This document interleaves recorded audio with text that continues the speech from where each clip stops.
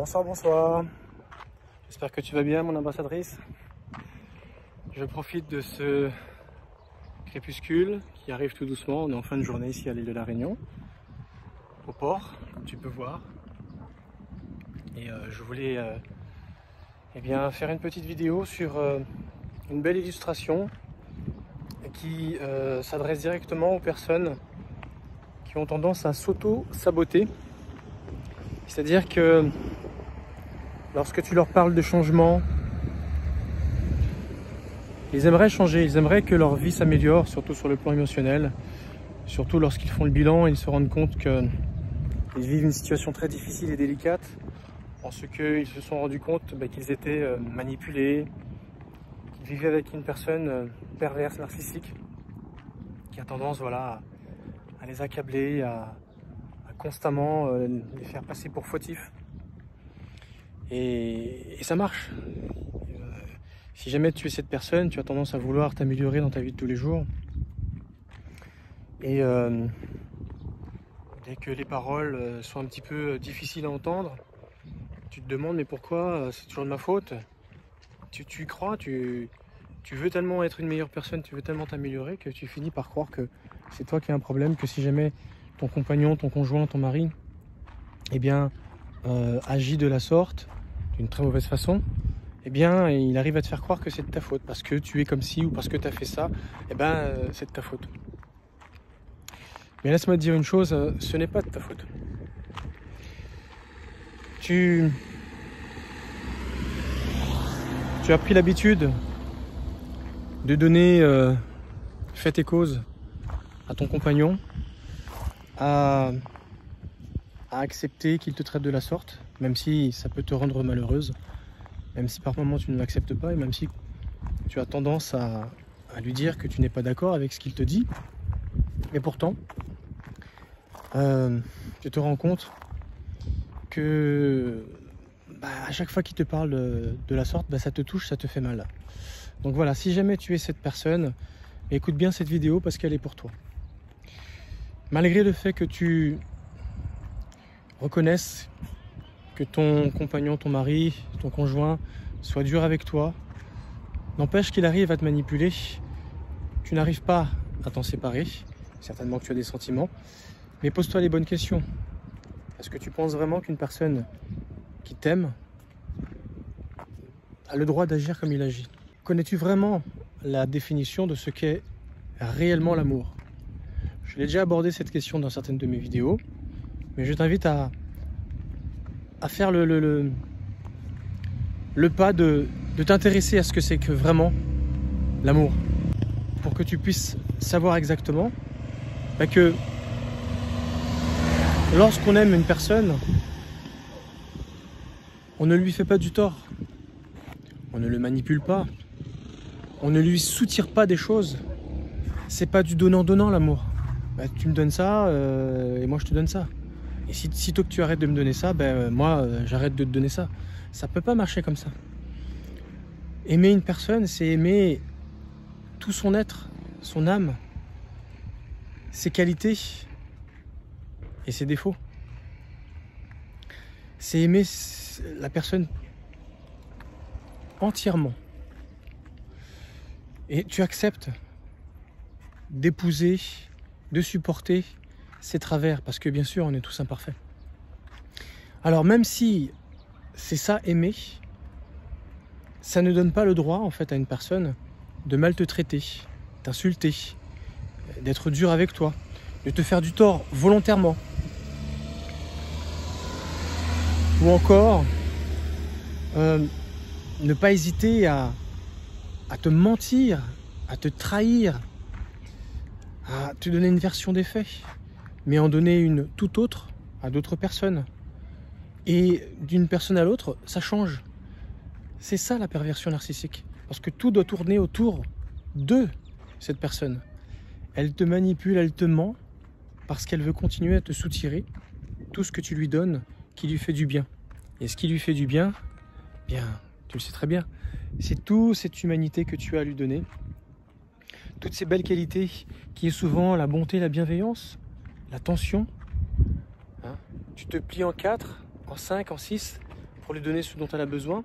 Tu t'inquiètes, tu es une oreille, tu es une épaule. N'oublie pas ce que tu es une femme, tu as besoin de certaines choses, des besoins fondamentaux, tu as certaines valeurs que tu dois également nourrir. Si la personne avec qui tu vis n'est juste là que pour obtenir quelque chose de toi, pose-toi la question, qu'est-ce que cette personne t'apporte sur le plan humain?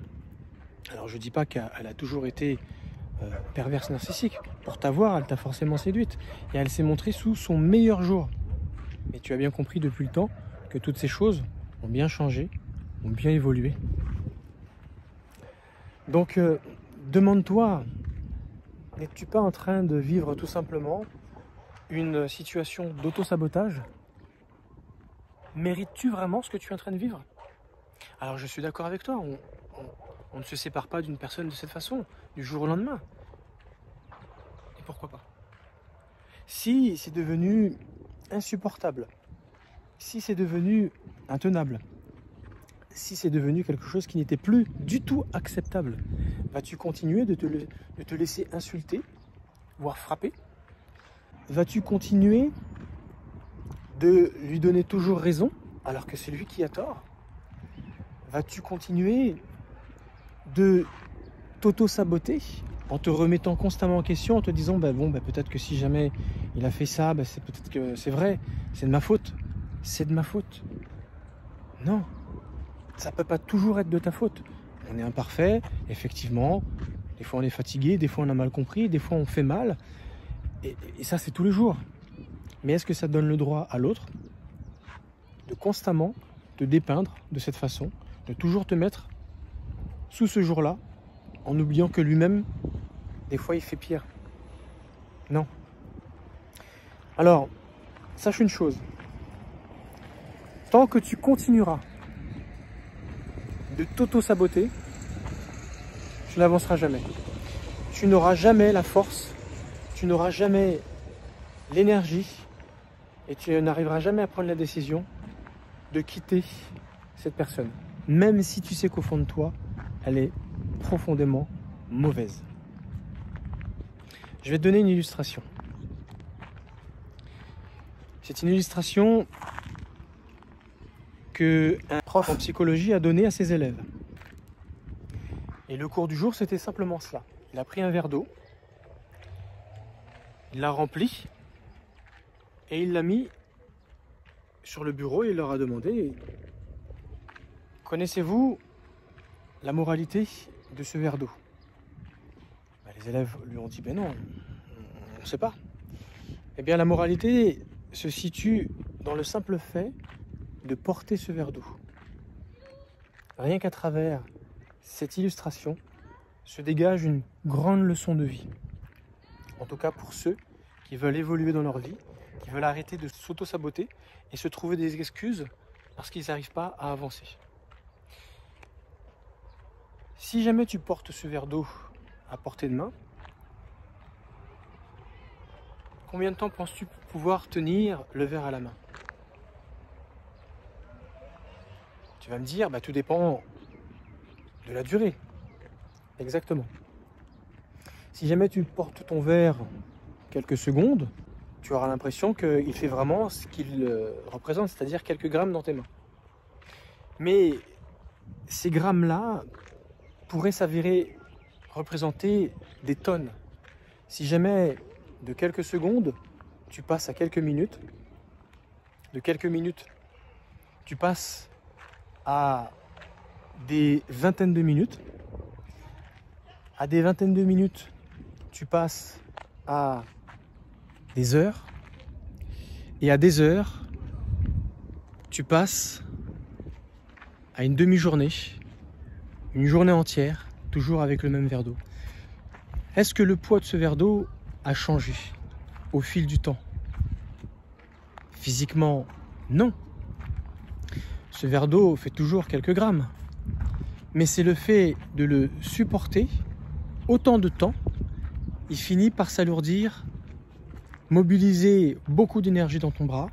Tu vas sentir ton bras s'ankyloser en te disant ça devient insupportable. Ah oui, au bout d'une journée, on peut comprendre que ton verre qui faisait quelques grammes finisse par te donner la sensation d'en faire des tonnes. Donc la moralité de cela, sachant que le verre d'eau n'a pas du tout changé de poids, la grande différence entre quelques secondes et toute une journée à le porter vient du fait qu'en réalité, tu as passé trop de temps à le supporter à bout de bras. C'est pareil pour le tort, les reproches, les critiques, les remarques qu'on peut te faire. Si tu passes ton temps à focaliser tout ton temps, toute ton énergie pour ces choses, ça finit par devenir tellement lourd dans ta vie que ça t'épuise. Tu n'as plus du tout d'énergie pour autre chose. Tu finis par capituler et à donner raison, finalement, eh bien, à celle ou celui qui ont tendance à appuyer sur le poids que représentent ces reproches, ces remarques, ces critiques et ces jugements. Mais c'est bien parce que tu leur laisses ce droit-là. Si jamais tu te dis « j'ai entendu, j'ai écouté, je m'améliore, j'essaie de changer », mais si qu'au fil du temps tu te rends compte que c'est toujours la même chanson, pose-toi les bonnes questions. C'est pas possible que ce soit toujours toi. Non. Et si tu donnes raison, si tu donnes du crédit à ces paroles, c'est comme si ces paroles qu'ils te disent vont s'alourdir comme ce verre d'eau dans ta main qui, à la base, ne pesait que quelques grammes. Donc la moralité, tu l'as compris, hein, tu l'as bien entendu. Tout dépend de toi en fait. Si tu refuses, à un moment donné, de donner raison à l'autre, donc c'est-à-dire d'accepter de t'auto-saboter, eh bien à ce moment-là, les choses vont changer. Prends l'habitude de ne plus porter ce verre aussi longtemps dans ta main. Prends l'habitude tout simplement de ne plus accepter les critiques et les jugements et les remarques, tout ce qui te font mal, tout ce qui te détruit.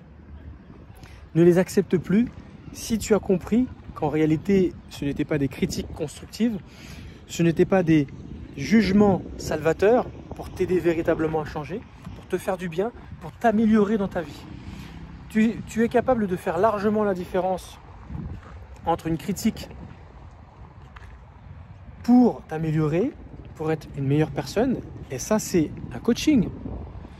Tu sais faire la différence entre ça et quelqu'un qui va te faire une remarque juste pour te faire du tort, juste pour te faire du mal.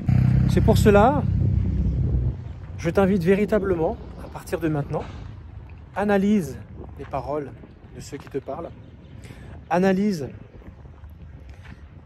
les mots qu'ils utilisent, essaye de te rendre compte pourquoi ce sont ces mots qu'ils utilisent et demande-toi véritablement la portée de ces mots en toi, dans ton esprit, dans ton cœur, comment tu te sens émotionnellement par rapport à ces paroles. Et essaye de faire le lien avec ton histoire. N'utilise-t-il pas ces paroles volontairement parce qu'il sait que ces paroles retentissent en moi? N'a-t-il pas déjà remarqué que je suis faible ou que je me reproche déjà certaines choses ou que j'ai déjà une histoire, un background avec telle ou telle parole qui me font du tort? Ne le fait-il pas exprès volontairement? Pose-toi ces questions. Si ta réponse est oui, cela veut dire qu'il cherche véritablement à te maintenir toujours à un état émotionnel bas, à un taux vibratoire tellement bas, toujours à frôler avec la peur, toujours pour mieux te manipuler. Si tu as compris cela, tu vas vite comprendre qu'il faut arrêter de donner du crédit à ces paroles pour que, à partir de maintenant, tu puisses véritablement arrêter de t'auto-saboter et accepter toutes ces paroles destructrices qui sont là tout simplement, ni plus ni moins, pour t'éviter de t'élever et de t'améliorer. Voilà. Si tu dois retenir quelque chose de cette vidéo, pense au verre d'eau et tu comprendras qu'à partir de maintenant, il faut que tu évites de trop focaliser, trop t'attarder sur les remarques.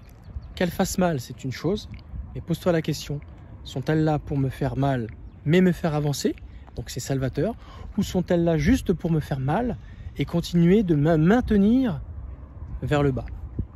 Voilà. Je te remercie de m'avoir écouté. Médite sur cela. Essaie d'analyser comment ça se passe pour toi dans ta situation et commence à faire le tri tout simplement sur les mots qui sont utilisés pour pouvoir mieux t'y opposer, mieux les contrecarrer et surtout mieux les rendre à ceux qui te les adressent. Merci de m'avoir écouté. C'est la fin de cette vidéo. Je te souhaite une bonne soirée si c'est le cas pour toi, ou sinon une bonne journée. Ça tout dépend à quelle heure tu regardes cette vidéo. Je te dis à très bientôt. Ciao, ciao.